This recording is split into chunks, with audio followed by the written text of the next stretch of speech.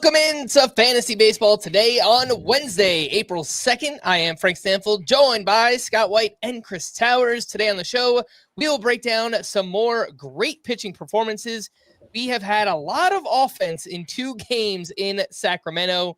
Is there anything to take away? I'm not sure. The closer carousel has been very busy the first week of the season and much more, but let's jump in. Hit to left and deep. Get up! Get up! Get out of here! Gone! Let's go. Brewers on the board. Good for them. You love to see it. But we are not leading off with any Brewers. We are, in fact, leading off with Nathan Eovaldi, who delivered your first complete game and first shutout of the season. 4-hitter with 8 strikeouts, 0 walks, 18 whiffs on 99 pitches. That's right. A Maddox here for Nathan Eovaldi. The splitter was tremendous in this start. It was his most used pitch. Threw it 36% of the time. He got 10 whiffs with that pitch in particular, 42% whiff rate. It was awesome in this one. Notably, his velocity was down on all 4 of his main pitches, but it was a little cold out there in Cincinnati. 55 degrees was the average weather there in Cincinnati. But look, Nathan Eovaldi, we were talking beforehand. I'm not sure that there's much to take away from this, because when he's healthy, we know that he's capable of having really, really good starts. And to start the season, he looks like he's healthy. So, you guys have any thoughts on Nathan Eovaldi? Yeah, I mean, I think the thing to say is just to point out to people that he's not an ace.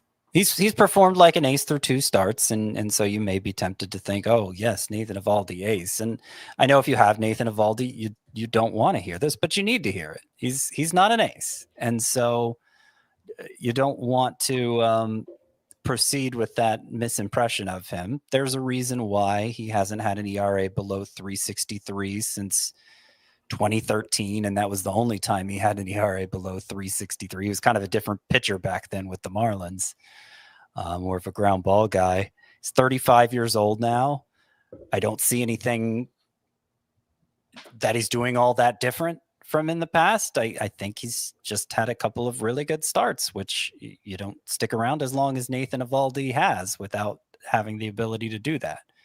And I just want to add, like in 2023, he had a 2.69 ERA through his first 19 starts. That was all the way through to the first start after the All-Star break. Then he went on the IL, missed about a month and a half, and ended up with a 3.63 ERA, which is usually where he ends up. Which is to say, like, that year, there was a lot of, like, he's a top 20 pitcher. He's an ace. And we have such a long track record with Nathan Eovaldi that, like, I'm torn between 2 things. I'm torn between, yeah, he does this every year, and then the numbers end up being what they are. And the other side is, who cares? Like, we're not talking about, like, how you have to draft Nathan Eovaldi right now. So, like, if someone wants to treat him like an ace because they have him on their team and they're excited about having him on their team, whatever. I don't care. I don't think you should trade for Nathan Eovaldi thinking he's an ace. Correct. I also don't think anybody needs me to say that at this point in Nathan Eovaldi's career. Maybe. I think people do. People got really mad in 2023 when I was like, he's like a top 40, top 35 starting pitcher, but not an ace. So maybe people do, but yeah, I do. They definitely I think the thing is, like, if you have Nathan Eovaldi and you can get like a top 100 pick type player for him, you should go do that. Otherwise, just ride it. However long it lasts, we don't think it's going to be ace production all season long, but there will be stretches where he is absolutely a must-start pitcher. And so I don't want to diminish it too much. He's good. He's very useful. He's not going to do this every time out. There are some differences here. He's spamming his splitter and curveball more than ever before. He threw them. Oh, he didn't last start. He threw his splitter just 17% of the time. Last time it was the curveball, right? He threw the curveball a ton. But it was like 59% usage combined in these 2 starts. That's about 14% up from last year. There will be some starts where those pitches aren't working and he has to rely on the fastball and he might get hit harder. He's good. He's good like Jose Barrios is good because they pretty much finish with the same numbers every year. I feel better about Eovaldi. Yeah, especially when last year Eovaldi's swinging strike rate was 13% and Jose Barrios was sub 10%. So I hear you, but the track records are, for the top line numbers, are very similar. Barrios wasn't as good as a strikeout pitcher last year, but normally they're both a little under one per inning. Yeah, I hear you on that. The ERA and WHIP feel like they are usually pretty close, but I do trust the skills, I think, a little bit more For with me, someone like Eovaldi. I think, look, consistency doesn't really exist. It's overrated, and trying to find it's usually a statistical artifact, and it's more random than we think. But for me, when Eovaldi's locked in, it feels a little more, I don't even know if sustainable is the right word, because I know it's not sustainable, but it feels like I can trust it a little more, where Barrios just feels like a random number generator. And we've seen that the first two starts. Yeah, horrible start first start, but yeah. Somehow the numbers are always there. Yeah, no, except for that 1 year. And I do rank Eovaldi ahead. Don't get me wrong. I'm just saying they're closer in value than it probably feels like today, even though Barrios wasn't bad today. Yeah. It doesn't really sound like we disagree at all, and we're all just arguing with we're all fictitious commentators who are going to yell at us for downplaying Nathan Eovaldi. We're all straining to find things to say about Nathan Eovaldi, and maybe we can stretch it out for another minute. Let's not do that. Nathan Eovaldi is good. That's it. He should be in your lineup. If you could trade him for a top 25 starting pitcher, you should do that. On to the next player. Chris, your player of the night. My player of the night is Shane Baz, who I think is... Yeah, I'm so in my head now because someone in the comments before the show said, watch, they're going to downplay Nathan Eovaldi. And that's exactly what we're doing, because he was better than Shane Baz, but I think Shane Baz was the most exciting performance of the night. He looked awesome. He looked like the guy we've been hoping he would be since he was a top prospect. His fastball velocity was up 1.5 miles per hour. And what was interesting there is everything else was down, or at least not up as much. And so there was more differentiation between the fastball, and he was electric. Was 8 swinging strikes on the curveball. It was 13 overall over 6 innings, 10 strikeouts in this one. Yes, it was against what looks like still a pretty mediocre to bad Pirates lineup, but this looked like the kind of performance that would have worked against pretty much anyone. And the key thing with Shane Baz that we've talked a lot about over the past, 8 months or so since he came back from Tommy John surgery is the slider. The slider was not really there last season, and that was supposed to be his best pitch before the injury. Well, he only threw it 19 times. It was his third most used pitch, so not a ton of usage, but the movement profile did seem to be a little closer to what it had been in the past. He was getting about 3 inches more drop on the pitch than he did last season, which is closer to where it was in his brief stints in 2021 and 2022. I believe those are the right seasons.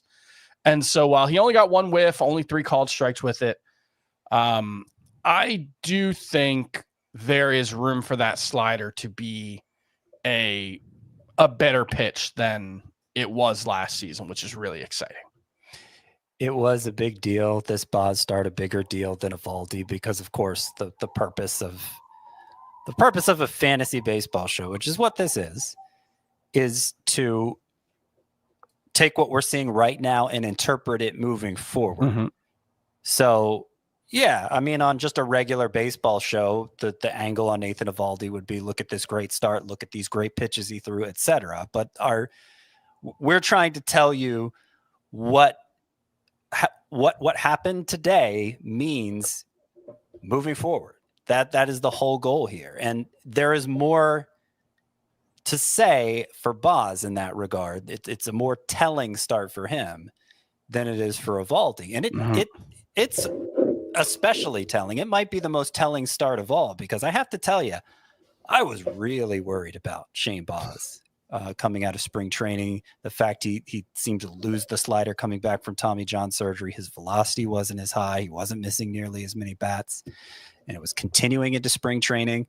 A lot of times on a daily show about baseball, I am just so that we can have a show, I'm required to say things that I'm not necessarily ready to act on, but I was ready to act on dumping Boz. I had him in a very deep dynasty league for a very low price, and I was shopping him before the bottom fell out.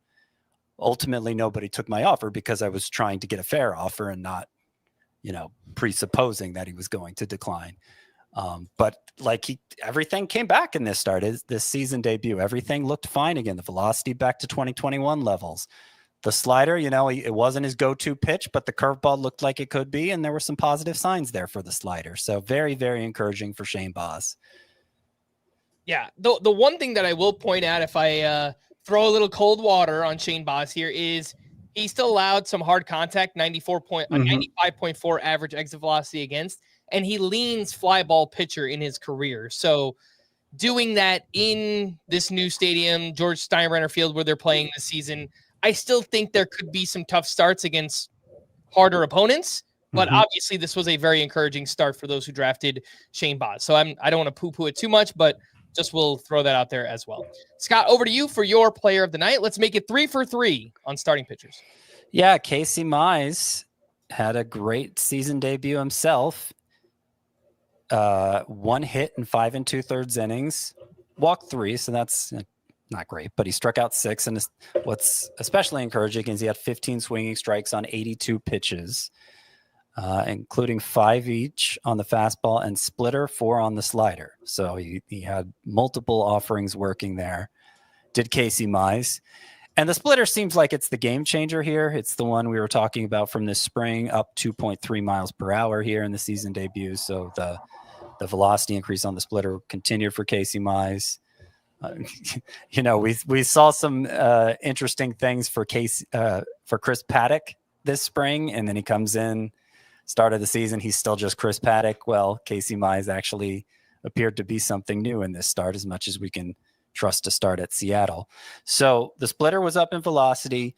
Also, the fastball, I mentioned it caught 5 whiffs itself. Induced vertical break was up 2 inches, up to 18 inches total. And, if that shape has changed and it can be more of a weapon in its own right, then maybe Casey Mize will be, clearly he's a late bloomer here for being a number 1 overall pick, but he was a number 1 overall pick, and maybe he's starting to live up to that potential. A couple of notes on Mize. One is, I think it would have been a lot worse if he was in a park where batters could see the ball, which is famously the complaint that a lot of hitters have had about Seattle. I'm being a little facetious. It's just a tough place to hit. And the command on the sliders was really bad, especially to lefties. If you look at the scatter plot against lefties, it's all up with the sliders, a lot of middle with the 4-seamer especially as well. So I think this could have been worse, but for a first time out for a guy who's 43% rostered, I think for Mize, that's all the way up to 54%. Okay, there you go. I that's nitpicking. I think he looked very good overall. I think he got a little bit lucky with the matchup, but again, I think it's splitting hairs on this one. I think he should be rostered more widely than he is, and I'm excited to see what it looks like moving forward. It looks like he is in line for 2 starts next week. One of those against the Yankees, and then the other at Minnesota. So obviously a little bit tougher than Seattle. We'll see if he can keep the momentum rolling next week. Casey Mize, 54% rostered. I assume he's behind both Jeffrey Springs and Chris Bubich, who we spoke about the past 2 days. Yeah, but I'd put him ahead of Richard Fitz at this point. I think there's more upside for Mize. What about Mize versus Jordan Hicks? I would take Mize, but Chris might feel differently. Yeah, I'm not sure on that one. I guess I would lean Mize. I think so too. But I like Hicks. Yeah. I will say I think Hicks' first start was more impressive. So if I have Mize ahead, it's mostly because I started with him ahead. All right. Yeah, I think they were both impressive. I like Mize's more because he got more whiffs. Like, obviously, the sinker and the velocity being up for Jordan Hicks was great, but I really like the whiffs here. Obviously, facing the Mariners helps a lot, but yeah, I'd rather see whiffs than not, and Casey Mize did a lot of that in this start. Before we take our first break, just a reminder that you can always listen to FBT and our 10-minute podcast, FBT Express, on Spotify. If you're watching on YouTube, you could scan the QR code in the top right corner. That will take you right to the FBT Spotify feed. And big thanks to those watching us live on YouTube. Make sure to hit the like button and subscribe to the channel if you haven't already. Let's take a quick break, and we'll be back right after this. One of golf's elite courses, Quail Hollow, hosts the game's top players at the PGA Championship this May on CBS.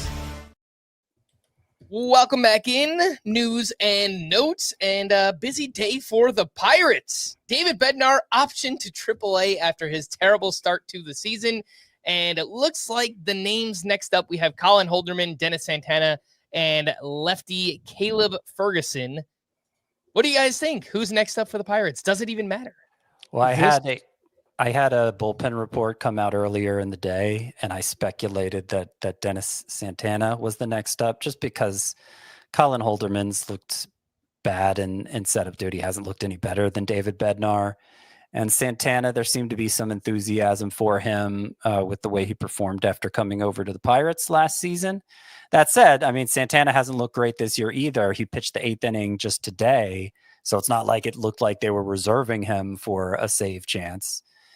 And I'm just going to be real with you. I think your best chance of getting consistent saves from a Pirates reliever is David Bednar going down, I agree. straightening things out for a couple weeks and coming back and hopefully being good again. I'm not saying that's a scenario you should invest a lot in. I think it's pretty unlikely, but it does seem like the likeliest path to a single Pirates reliever being a good source of saves the rest of the way.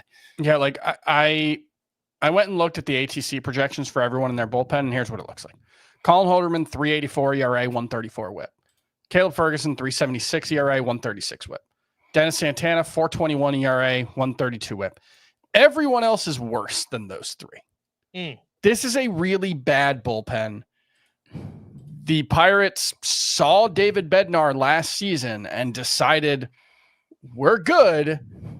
We don't need to upgrade the bullpen. And I imagine that means that they're going to give David Bednar another chance at some point. They are really emotionally invested in him. And I will just say this is exactly why I hate talking about relief pitchers for fantasy, because we have to figure out which of these bad pitchers Derek Shelton is going to decide will be his closer. It would be hard enough if we just had to, if you were just like, hey, who's a better pitcher, Colin Holderman or Dennis Santana? I don't know. I don't want to have a strong opinion about that. Now I have to try to figure out who's better and who Derek Shelton thinks is better. It doesn't, this one specifically just does not seem worth the energy. You're emboldening the saves plus holds devotees out there, Chris. I mean, they're a very loud contingent. I don't think any of these guys are good for saves plus holds league either. I know, but they're saying if you do a saves plus holds leagues, you don't have to worry about this. Yes, and you reduce the relief pitcher position to like the kicker position of fantasy baseball.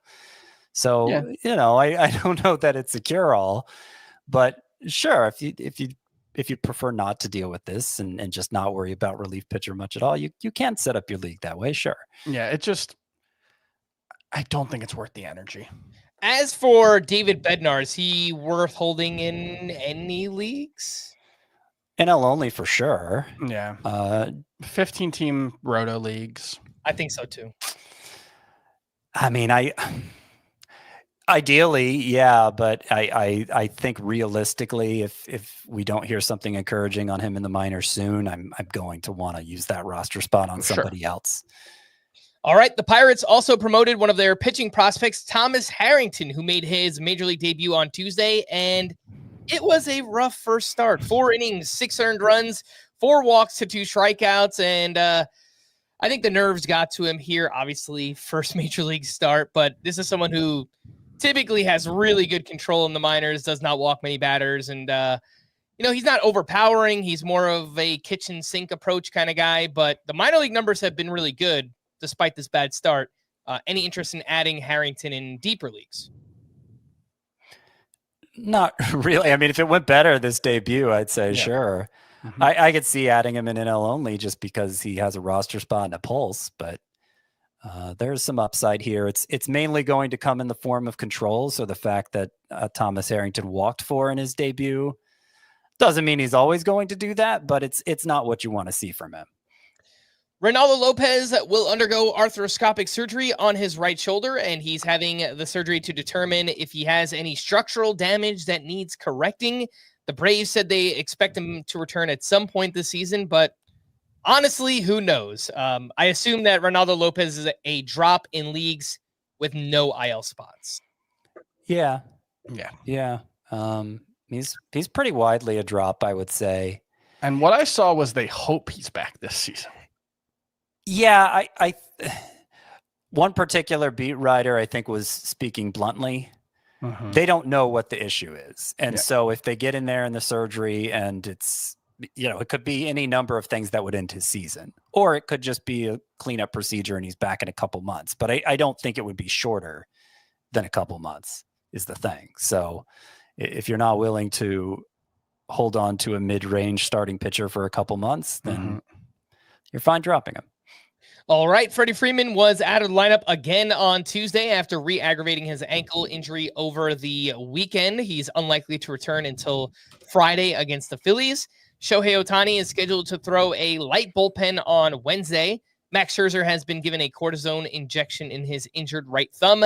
Zach Neto began a rehab assignment at AAA on Tuesday. He's working his way back from off-season shoulder surgery.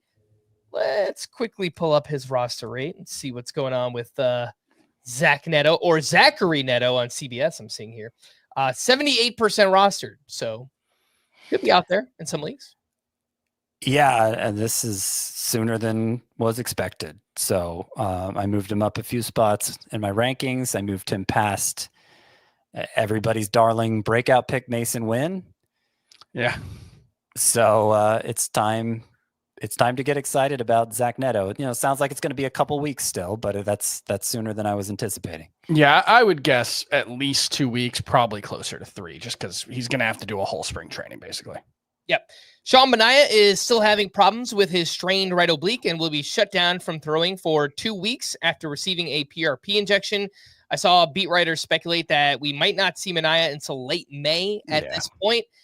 Is he worth holding in leagues with no IL spots? I am selfishly asking this because I have him in the Great Fantasy Baseball Invitational, and I don't know if I drop him or not. I think in TGFBI I've already got 4 guys on the IL. So if I had, actually Manaea is one of them. So he's probably going to be the guy that I drop this week if I had anybody. I mean, late May is a long way away, and it's not like, look, I think he's capable of being a high-end pitcher. He was over the last couple months, but that's not a certainty. He doesn't have a long history of it. It's about 11 starts. I would think not many leagues have no IL spots, but even if you're a league with a couple IL spots, and there's a good chance you have a George Kirby and Zach Neto in there already, and it's like, well, do I hold on to Manaea? Maybe I'd like to, but I could understand. I don't think it's a must holding on to him. All right. Devin Williams was placed on the paternity list and will miss up to 3 games with the Yankees. Austin Wells led off on opening day, but Paul Goldschmidt has led off each game since, even against right-handed pitchers. So Austin Wells hit 6th here on Tuesday, and I kind of feel like that's the lineup that they're settling in with here for the Yankees. This is kind of messed up. Homer's in his first at-bat as a leadoff hitter. Yeah. And they're just never going to give him the chance. I did see, Corbin Burns has some reverse splits, so that could explain today with Goldschmidt at the leadoff spot, but they seem to like him up there. I'm not sure I do. Yeah. To be fair, Paul Goldschmidt in his first game leading off also hit a leadoff home run off of Nestor Cortez. So I mean, true. You can't exactly complain about the way the Yankees lineup is going right now. Right. but it could always change. It can always change. It changed after one game. Speaking of the Yankees, they also signed Adam Ottavino to a one-year deal on Tuesday. Sean Murphy crushed a 2-run homer in his first rehab game at AAA, and Lance Lynn announced his retirement from baseball. A very solid career there for one Lance Lynn. Did want to get to some more bullpens earlier than usual. I'm sorry, Chris, if you want to, I don't know, go to the bathroom or go hang out somewhere. I'm fine. I'll just sit here. Your Marlins, by the way, with a 2-run lead in the 9th inning, they went to left-handed pitcher Anthony Veneziano. Cannot say I've ever heard of that pitcher before in my life, who started the inning. The Mets had Soto, Alonso, Nimmo coming up, so obviously 2 lefties there. He walked Soto, then a ground out, then a single. He was relieved by Anthony Bender, who got the final 2 outs for his first save of the season. I don't want to overreact either way. I think Bender might be the closer. He also pitched the 9th inning with the game tied on Sunday. They wound up with the win. Calvin Fauché pitched the 8th inning of that game on Sunday. He faced the heart of the Pirates lineup at the time. He also threw 46 pitches combined on Saturday and Sunday. So maybe not available in this game, but I don't know that we could say that definitively either way. Yeah, I think that's a fair summation of events. I think it's very likely Fauché wasn't available. He had Monday off, obviously, but 46 pitches the previous 2 days this early in the season. That's a lot. So you could understand him getting 2 days off in a row, but it's not like he has shown himself to be some lockdown closer that they can't turn away from. It's a completely new manager for the Marlins this year, so it doesn't even have a history of deploying anyone as a closer. And I think we just have to wait and see. I'm still prioritizing Fauché among all Marlins relievers, but Anthony Bender, it wouldn't be a shock if he came out and got the next save chance as well. I was going to say there was a point where Bender was the Marlins closer, but I think that was 2 managers ago now. So that feels especially unuseful. His name was brought up by their current manager before the season as like a part of just mentioning, Bender has experience, but also Fauché and Tinoco are in the mix. Tinoco's on the IL, so I don't think it's Veneziano. I will say that. I think this was a Soto Nimmo thing in the 9th. Yeah, I think that is fair. Let's talk about the D-backs. Justin Martinez entered in the 8th inning with a 3-run lead facing the heart of the Yankees lineup. He struck out the side. Judge, Jazz Chisholm, and Anthony Volpe. He looked disgusting in a good way, of course. AJ Puck got the 9th inning. He allowed a solo home run to Ben Rice, lefty on lefty. How about that? But he struck out 2 for his first save. And based on this game, it feels like Justin Martinez is the highest leverage reliever, but I'm certain that they will both get saves this season. Yeah, that's what they said they were going to do at the start of the year, at least to start out. I think they actually phrased it to start out and giving one guy a chance of taking the role and running with it. But yeah, I mean, you have to like, if you're more invested in Justin Martinez than AJ Puck, even though Martinez did not get the save in this one, you have to like that he came up against Aaron Judge and who was just behind Aaron Judge. Aaron Judge, Jazz Chisholm, and Anthony Volpe. And struck them all out. Struck them all out. Yeah. And then Puck, I think, faced 3 lefties in a row. Yeah, so it made sense the way they deployed the 2.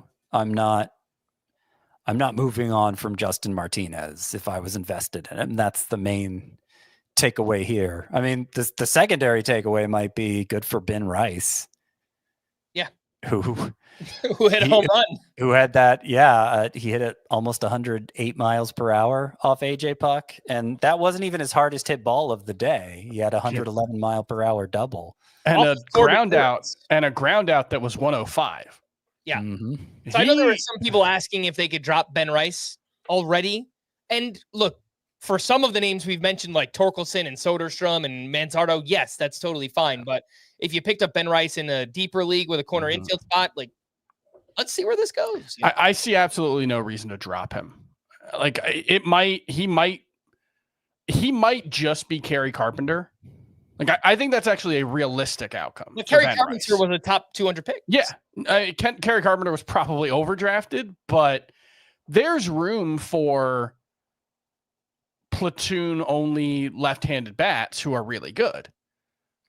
I do think there's at least a chance he becomes more than that. I think he's a really talented hitter. I mean, after hitting a home run off of a really good lefty in AJ Puck, like maybe it could happen. The minor league track record is incredible for Rice too. The only thing is your league has to be of a certain size, I think, because I was just not 12-team points. I was just updating my rankings today. I barely got him inside the top 25 first baseman. Yep. I think he has upside beyond that, but I think a lot of the top 25 first basemen do. And Rice having some platoon concerns, that's as high as I was able to put him. Yep. All right, let's talk about the Tigers bullpen real quick. Bo Brisky entered with 2 outs in the 6th inning, a runner on first, a 3-run lead. He got Cal Raleigh to pop out. Then he stayed out there for the 7th to face the heart of the Mariners lineup. He did give up a run. Will Vest got the 8th inning with a 3-run lead. He pitched a clean inning. And then it was Tommy Canley in for the 9th with a 3-run lead. And this was their first traditional save opportunity since Bo Brisky blew the game against the Dodgers last Friday. So I don't know that we should put too much stock into this one either, but the fact that they went to Canley, I think if I'm in a deeper categories league, I would be looking to add Tommy Canley. I think you should. I'm referencing the bullpen report I put out Tuesday morning. Apparently it was a pretty good one this time because a lot of stuff happened right away. Canley's had only one other appearance prior to this one. It was also in the 9th of a tie game. And that was when Bo Brisky came in the 10th and had a grotesque appearance that cost the Tigers the game. And Brisky had worked since then. Canley hadn't. It really seemed like AJ Hinch was preserving Canley for a save opportunity, which you got here. So I think that's pretty telling. I think that's as much as we're going to get from Hinch on this. And I would prioritize Canley. Frankly, I think I prioritize him over Emilio Pagan, who I don't trust. He's a better pitcher. Yeah. Yeah. I'm not going to put him quite up on Luke Jackson's level, but would you take Canley over either of the Marlins? Yeah, I think I would. Yeah, there's been enough doubt introduced there that I would. Yeah, I think that's fair. Let's take our final break. When we return, we'll get back into Tuesday's action right after this quick commercial break. The clock never stops. Relive the greatest moments with uninterrupted highlights and more. It's Gareth Bale. No! Wonderful goal. On the UEFA Champions League channel. Streaming free. Welcome back in Fantasy Baseball today. I did have a segment planned here. Opening week overreactions. They might be aces, but I think you guys definitively answered both of these questions, right? Like, we're not overreacting and calling Nathan Eovaldi or Shane Baz an ace yet, correct? I think Shane Baz has a path to get there.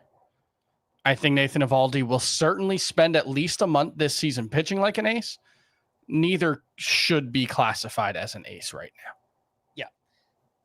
2 more names. One who might get back to ace level. He's doing things a little bit differently this year. Logan Webb and Dustin May, who also did some things differently. He's definitely not an ace, but he did some different things here in his first start since 2023. So Logan Webb bounced back at the Astros, 7 innings, 1 run, 6 strikeouts here. His sweeper was very good in this one. It's still a little bit worrisome to me that he only used his changeup 14% in this one, and it just was not good.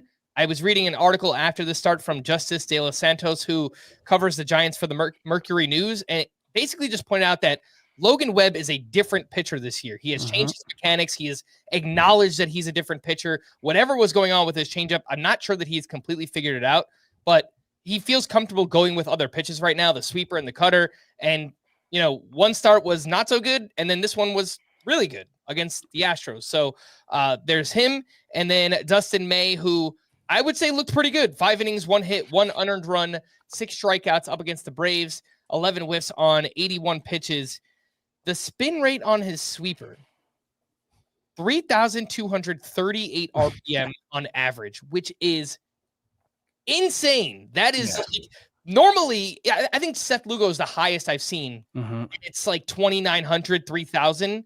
I don't know that I've ever seen 3,300, and that's where Dustin May was at. And Jackson Job's cutter, I think, is in that range as well. But yeah, that's a pretty bonkers number for Dustin May. You see it in the movement. That thing has a lot of late break. Yeah. And the velocity was down for Dustin May, which I was also reading about. And apparently the Dodgers want him to purposely throw with less velocity because they think that he can command his pitches better when he does that. So any takeaways here on Logan Webb and Dustin May, the new versions of them, I guess. Yeah, I mean, I wouldn't worry about Webb at all as long as he's throwing strikes, as long as he's getting ground balls, as long as he's striking out a little less than a batter per inning. I think everything's going to come together for him, and we don't need to obsess about the pitch selection so much unless we see one of those things change. And I will say with Webb, he's throwing that cutter more, which he started doing last year.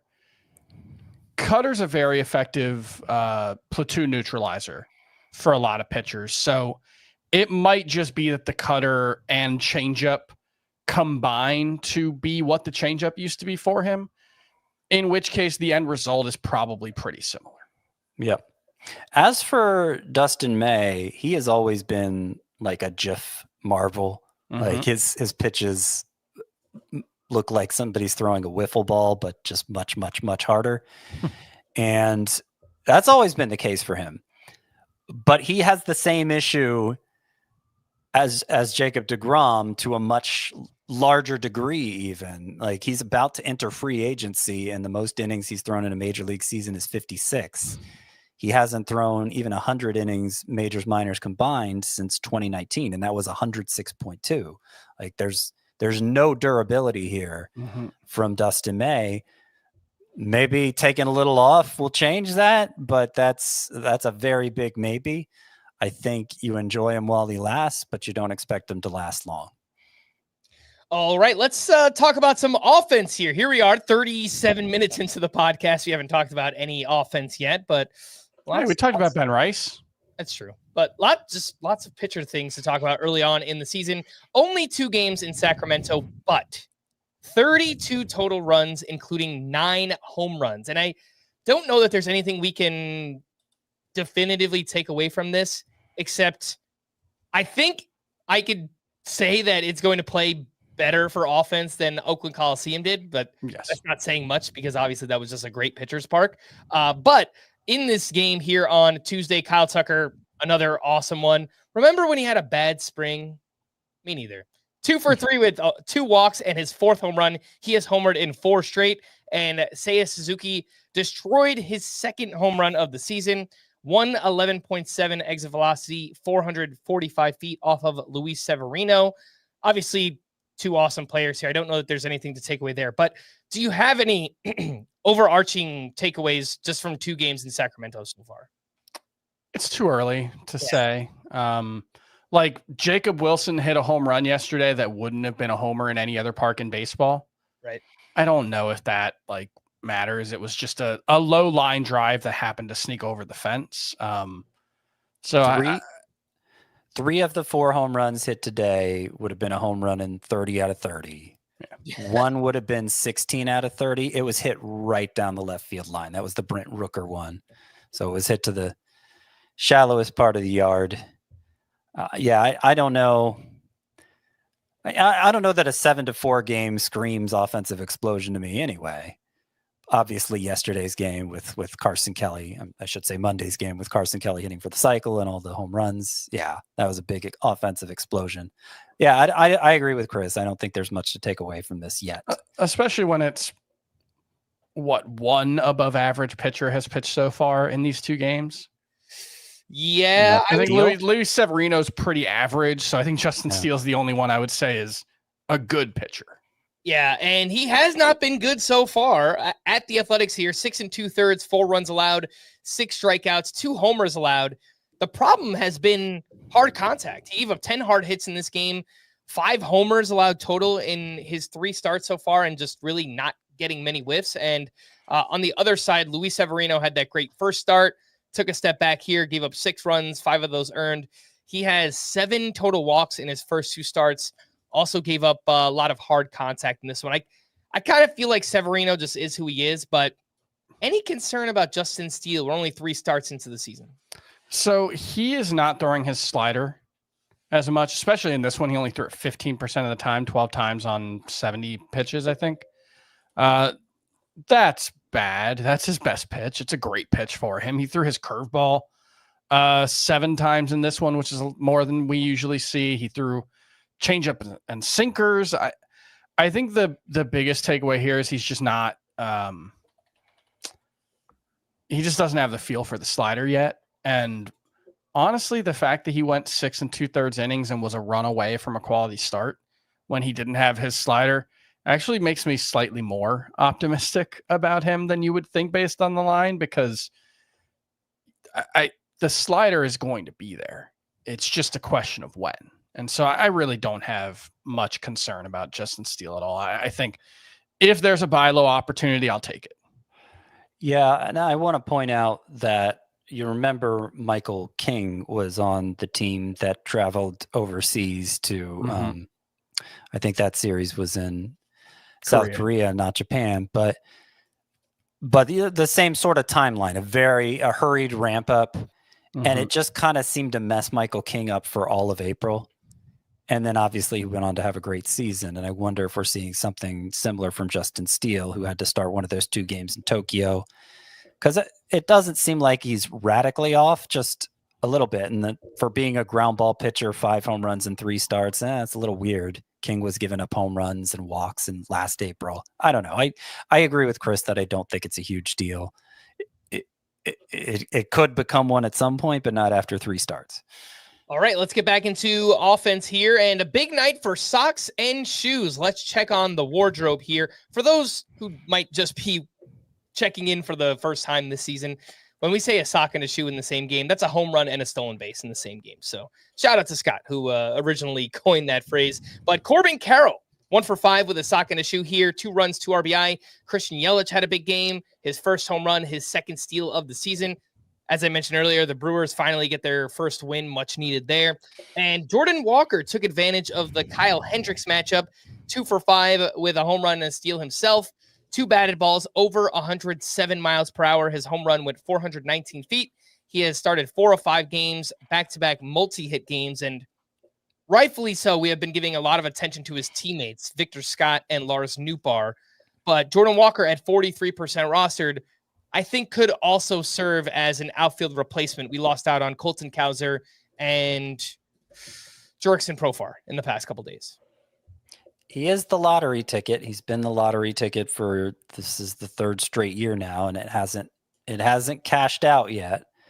So I can understand the hesitation. I think a game like this one, home run and stolen base, is obviously going to draw more attention to him. He's obviously still hitting the ball hard. I like that Jordan Walker has just 2 strikeouts in his 17 plate appearances. That is encouraging.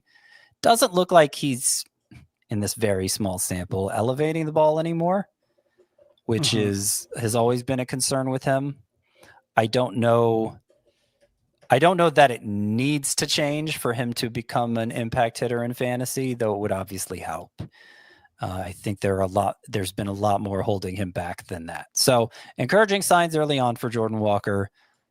I still think of him as more of a lottery ticket than a sure thing. Well, while we're speaking about the Cardinals, let's mention Victor Scott once again, who just keeps on making things happen. 2 for 5 with a run in RBI and his 4th stolen base. And I had to imagine if he keeps hitting and running like this with success, he's going to move up the lineup, right? At some point, Victor Scott? You would hope so. Yeah, I think there's always a chance. And certainly it's the kind of thing where if he keeps hitting, I guess I don't care where he bats in the lineup. Because the bigger concern for me is whether he keeps hitting. I will point out with Victor Scott, he changed his batting stance. I don't know if you guys like toyed around with the like visualizer that they have on Baseball Savant now for the batting stance stuff.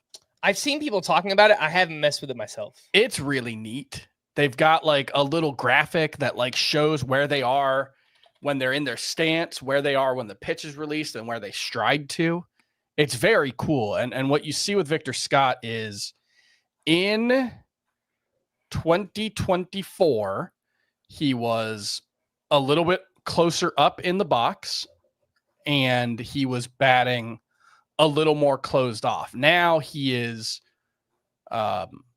he's starting out a little more open and then stepping in. And so he's taking a bigger step when he swings. And look, I don't know whether the fact that it's different, I think, is the important thing. I don't know the specifics of it matter so much, but he put in work to improve his swing, and I'm happy to see it. I think he's a super talented player. His max exit velo, I think, is already higher than it was last season. And if he can just be a non-zero as a hitter, if he can just be like a 90 weighted runs created plus guy, which is like 10% worse than league average, Victor Scott could be really, really useful.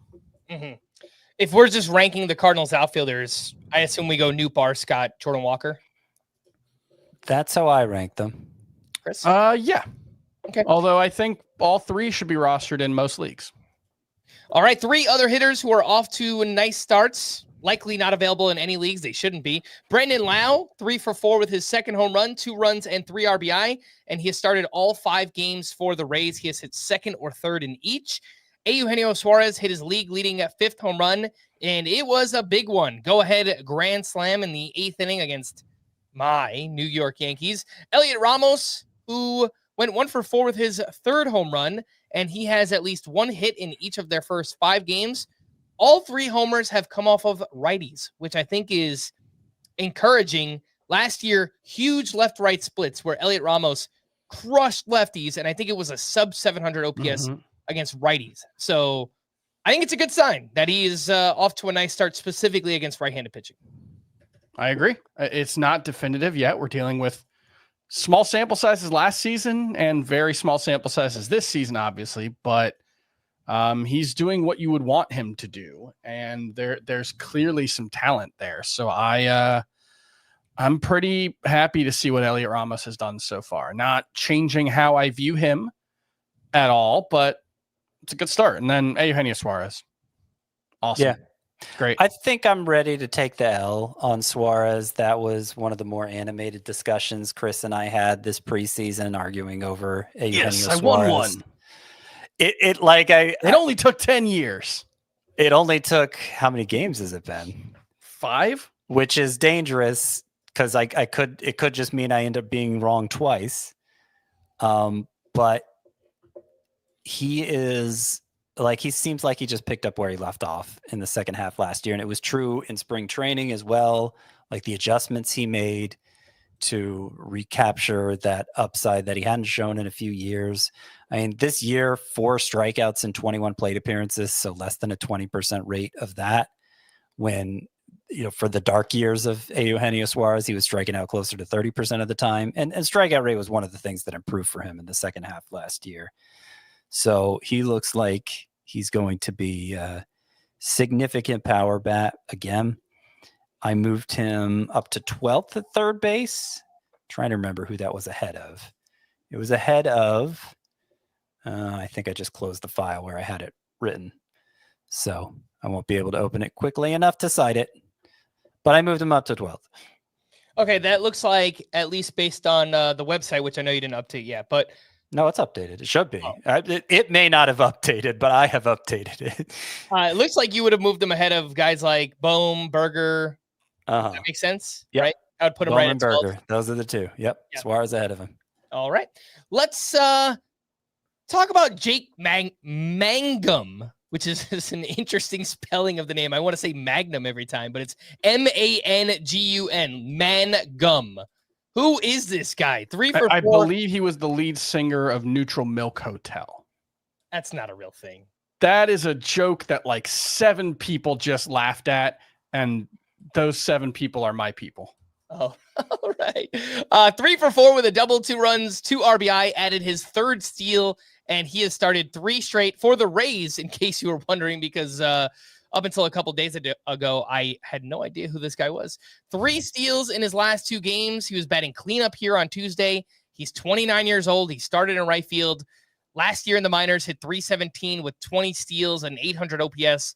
Makes a lot of contact. He also only had 6 home runs. I mean, this is like the deepest of deep leagues, but if any team is just going to find a random minor league journeyman who's going to contribute to their team, I feel like the Rays would be that team.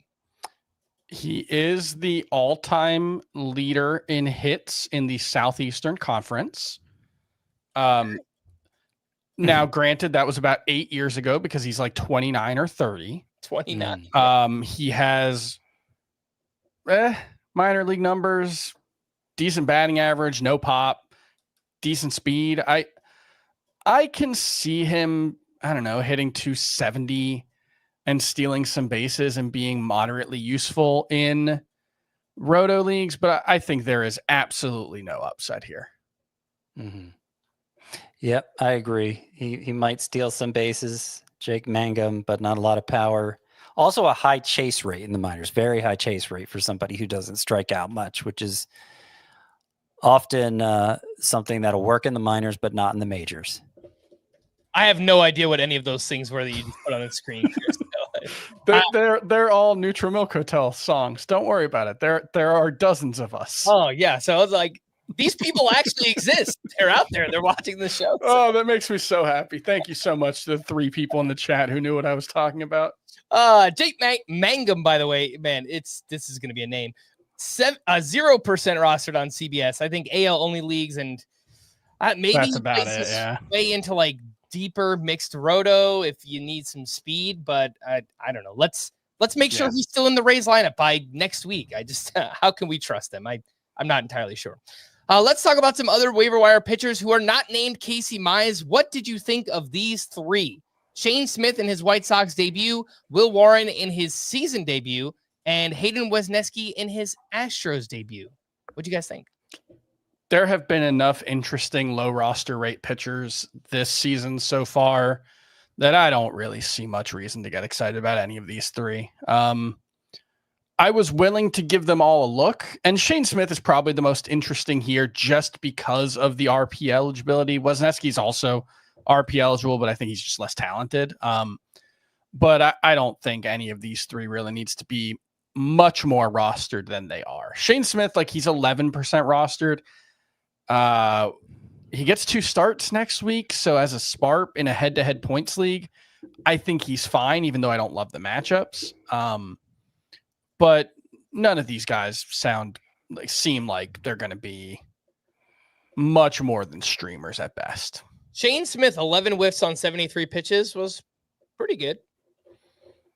Yeah, that's the most interesting thing about it. But it was 4 walks in 5 2/3 innings. Yeah, against the Twins lineup that has done very little, except for swing and miss so far this season. So I don't. He's the most interesting White Sox pitcher to me, is Shane Smith, but that's as far as I'll take it.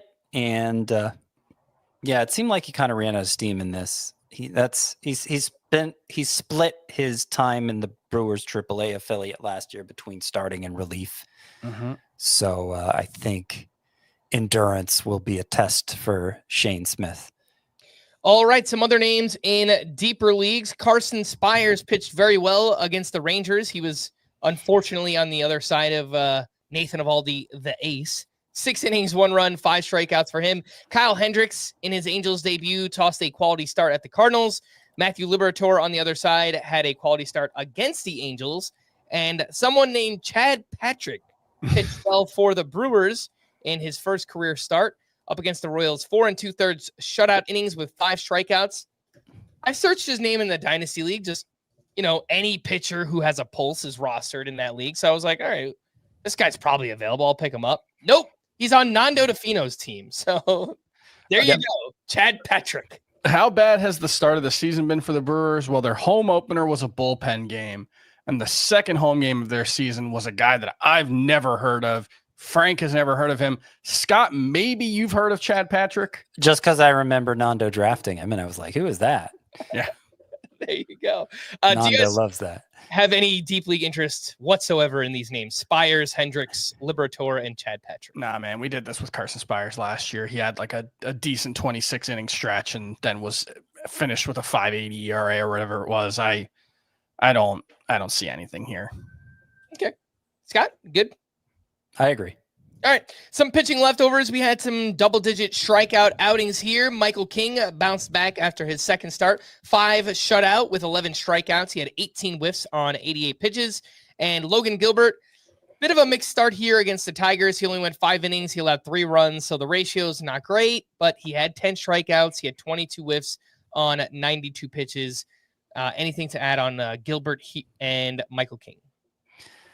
Well, it's kind of a redemption day for pitchers who had rough first starts. King, I think, the biggest winner on that score. Not that we ever really had any concerns about him. I think a little further down this list, you'll see Jose Barrios, who I referenced earlier. Not as good of a rebound start, but a very solid one. An out away from a quality start. 8 strikeouts and 5 2/3 innings for Barrios. I think those of you who remained calm are vindicated today. 3 pitchers whose velocity was down in their starts on Tuesday. Sandy Alcantara, 5 innings, 2 runs, 4 strikeouts, actually wound up with the win. How about that? His fastball and sinker were down between 1.5 and 2 miles per hour in this one. Kodai Senga, a pretty good start on paper. He had some bad defense behind him here at the Marlins, but did have 8 strikeouts and 16 whiffs. His fastball was down 1.6 miles per hour.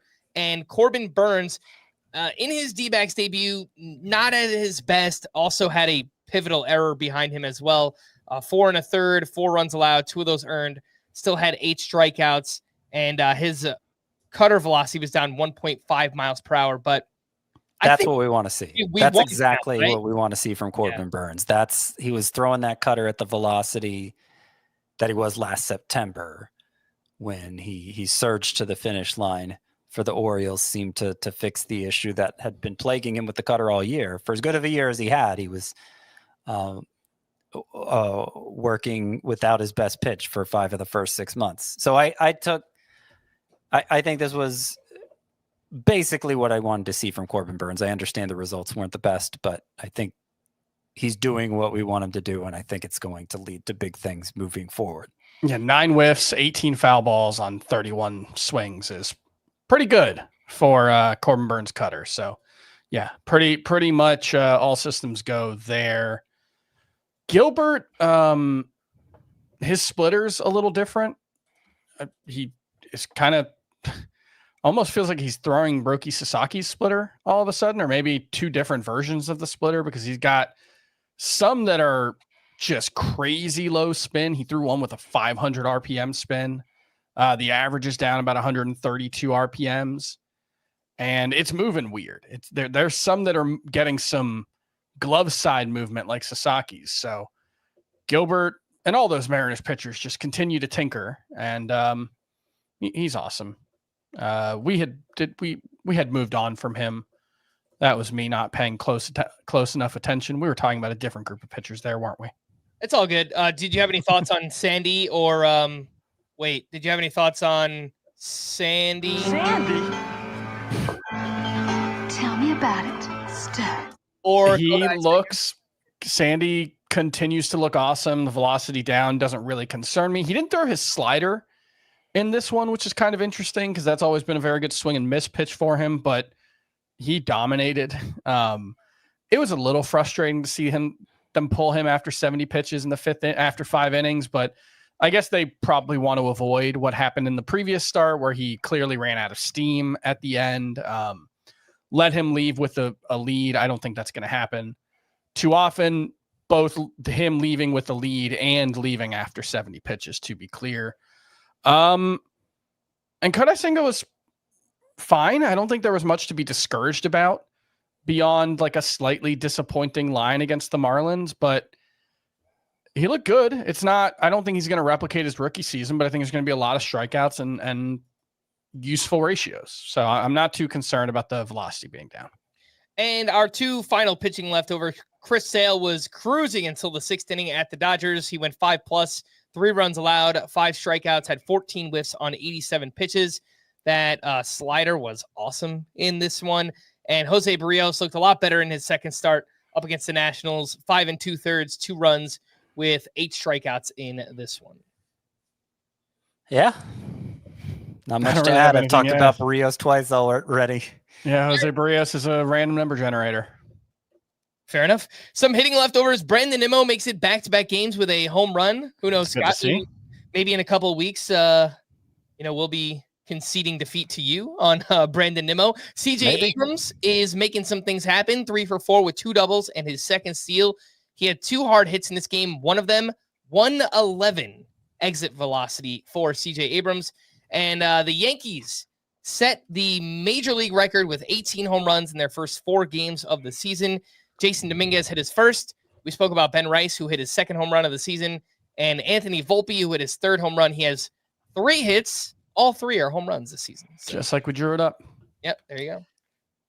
Volpe, I think, could be the player most transformed by the torpedo bat, specifically because of the way they designed his. He was not actually hitting the ball in the fat part of the bat, so they made the part of the bat where he is hitting it the fat part of the bat. And we'll see how it plays out. I mean, I remain skeptical, but I did move him ahead of Mason Wynn in my shortstop rankings, just like I did Zach Neto. Jason Dominguez, by the way, he's struck out just twice so far. 3 walks, 2 strikeouts. And you like to see that from him. Unlike Dylan Cruz, who I thought would be the safer bet to with the plate discipline. He struck out 10 times so far, including 5 in one game, and was out of the lineup on Tuesday. So hopefully he turns things around soon. But so far, Jason Dominguez looking like the better of the two. So far, big caveat there. Some other bullpen updates for the Blue Jays. Jeff Hoffman struck out 1 for his 2nd save. For the Giants, Ryan Walker got the 9th inning with a 2-run lead. He retired the side in order for his 2nd save. He's pitched on back-to-back days. I would say that Ryan Walker looks like he's pretty good. Looks healthy, I think. Yeah. Hopefully we're past that back injury. For the Cubs, Ryan Presley got the 9th inning with a 3-run lead. He gave up a hit, but picked up his 3rd save. And for the Dodgers, Blake Trinan pitched in the 8th inning with a 2-run lead, facing 9-1-2 in the Braves lineup.